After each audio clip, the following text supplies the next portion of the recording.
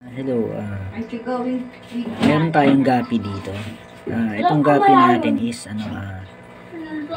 kumbaga, anak na lang to nung alaga nating gapi na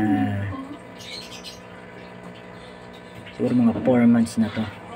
So 4 months matured na pala sila ng 4 months. Sila na nag-mate magkapatid. So out of 20, 7 silang natira.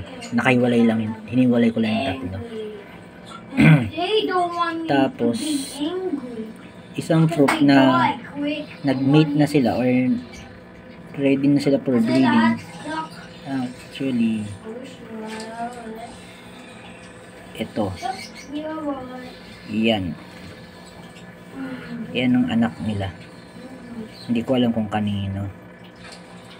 Pero yan, isang piraso lang. Hindi ko alam kung isang piraso lang o kinain na yung iba.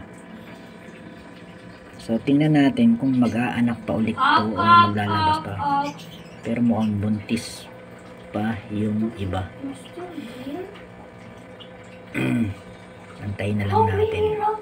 At kung sino kakain netong isang piraso na to, tingnan natin.